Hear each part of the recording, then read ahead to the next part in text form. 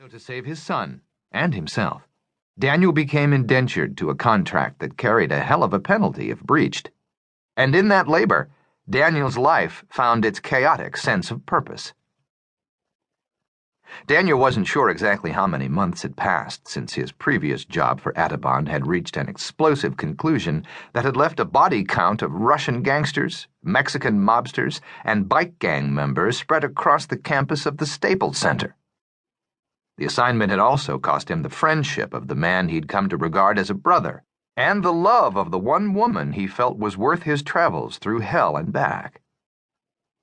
In the absence of friendship and love, Daniel's tenuous grip on his humanity began to slip, and Atibon's assignments became his only reason for getting down the road.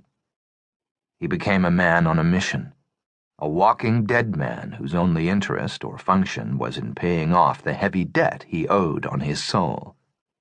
And that is how a middle-aged music promoter from L.A. found his way from the darkest corner of the Mississippi Delta to the blackest back booth of a pub in London's Streatham Hill, universal chaos with a celestial purpose. "You wouldn't think of it to look at me now," the woman said as her words drifted to the ceiling with the cigarette smoke she let slip from between her yellowed teeth.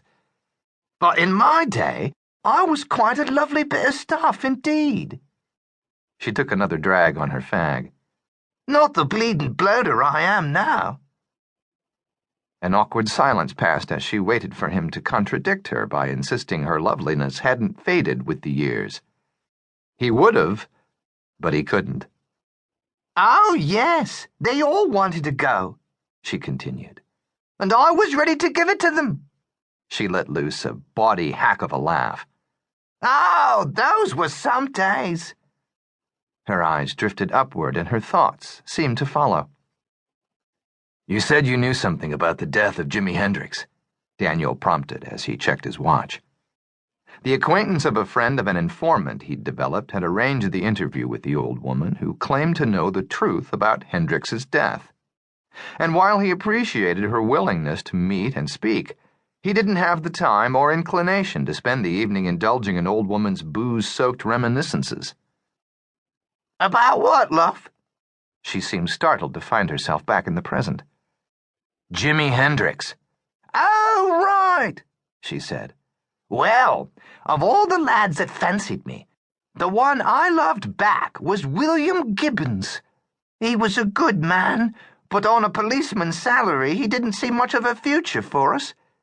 Then one day he says, 'Darling Lil, would you run away with me?'" She took another gulp from the glass of whiskey in front of her and coughed as it burned its way down. "I said, 'Don't be daft, Will.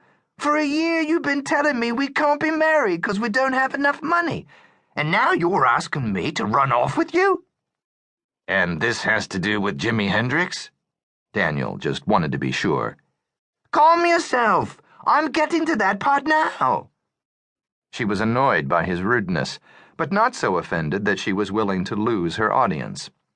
"Well, my William says a couple of days earlier he'd been walking his beat and just passed the Smarkand Hotel when this young bird, naked as a jay, popped out of a basement stairway screaming about some men killing her boyfriend."